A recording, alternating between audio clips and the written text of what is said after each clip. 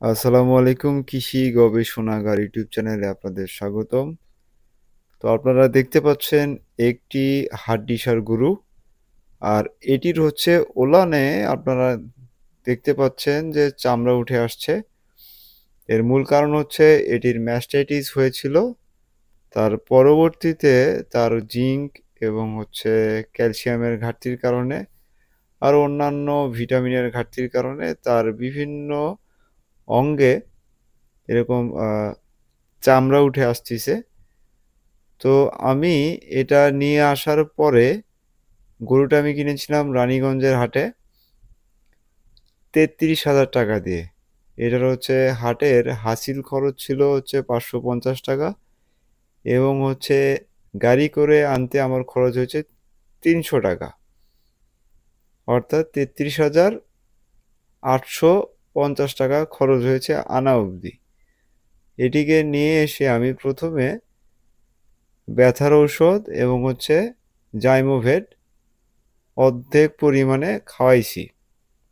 দেন অর্ধেক ট্যাবলেট এবং হচ্ছে অর্ধেক জাইমোভেট একে খাওয়াইছি সকালে একবার, আর হচ্ছে আনার সময় সন্ধ্যায় একবার, অর্থাৎ দুইবার খাওয়াইছি। আর হচ্ছে তারপর থেকে একে খাওয়াইছি হচ্ছে বায়োগার্ড। এই যে আপনারা দেখতে পাচ্ছেন বায়োগার্ড, এটা খাওয়াইছি। বায়োগার্ড খাওয়ানোর পরে আমি এটাকে 15 ml অ্যামাইনোভেট প্লাস ইঞ্জেকশন পুশ করেছি। তখন এরকম অবস্থা ছিল না, বা খোসা ওঠার মতো সেরকম পরিস্থিতি ছিল না, একটু ওলানটা ছিল শক্ত। অর্থাৎ আমি কেনার সময় আমি ধারণা করেছিলাম যে এটার ম্যাস্টাইটিস হয়েছিল। এটার চিকিৎসা করা, অর্থাৎ ফাইনাল স্টেজ পর্যন্ত চিকিৎসা না হওয়ার, বা যে খামারি আছে সে হয়তো ভাবতো যে এটা ভালো হবে না। সাধারণত ম্যাস্টাইটিস খুব কমই ভালো হয় আমার দেখা এবং হচ্ছে জানা মতে। তো আমি এটা একটু রিস্ক নিয়ে আমি এই গরুটাকে ৩৩,০০০ টাকা দিয়ে রানীগঞ্জের হাট থেকে ক্রয় করি। তারপরে আমি এটাকে হচ্ছে যে সকল ঔষধ খাওয়াইছি সে সকল ওষুধের কথা আমি বললাম। দেন আমি এটাকে জিঙ্ক এবং হচ্ছে ক্যালসিয়াম খাওয়ানো শুরু করে দেই নিয়ে আসার পরদিন থেকেই। 3 দিন পরে আমি দেখলাম যে এইরকম অবস্থা, খোসা উঠতিছে বিভিন্ন জায়গা থেকে ওলানে, মলদ্বারের আশেপাশে, কানের ওপরের অংশে।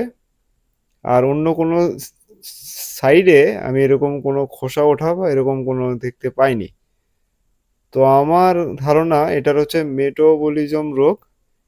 তো এটার জিঙ্ক এবং হচ্ছে ক্যালসিয়াম এবং অন্যান্য ভিটামিন বা আয়রনের অভাবের কারণেই হচ্ছে। তো আমি এটাকে সে জিঙ্ক, ক্যালসিয়াম এবং হচ্ছে ভিটামিনের মিনারেলের ঘাটতি পূরণের জন্য আমি বিভিন্ন ঔষধ প্রয়োগ করেছি এই 3 দিনে। দেন আমি আমার বাসার আশেপাশে হচ্ছে উপজেলা প্রাণী সম্পদ অধিদপ্তর রয়েছে। তো আমি সেই ডাক্তারের কাছে শরণাপন্ন হই এবং হচ্ছে গরুটিকে সেই হাসপাতালে নিয়ে যাই।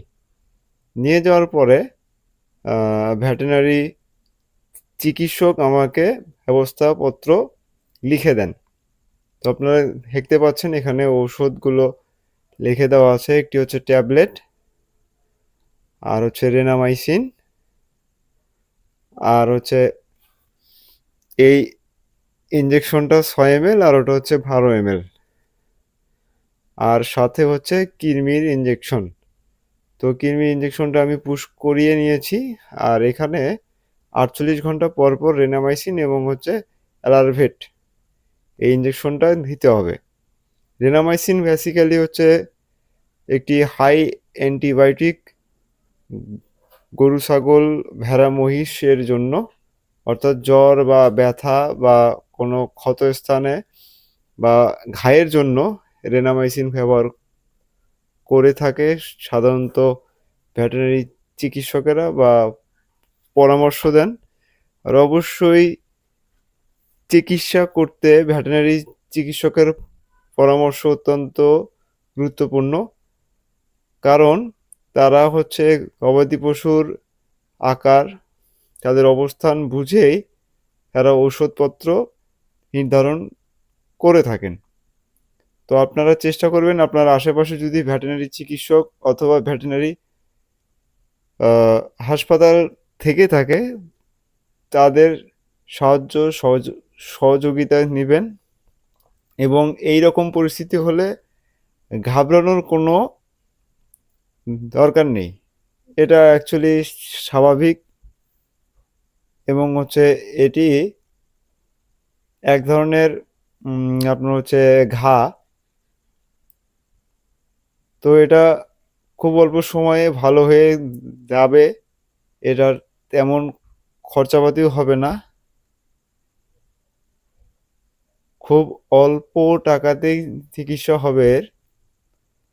তো এখন আমি বর্তমানে এটাকে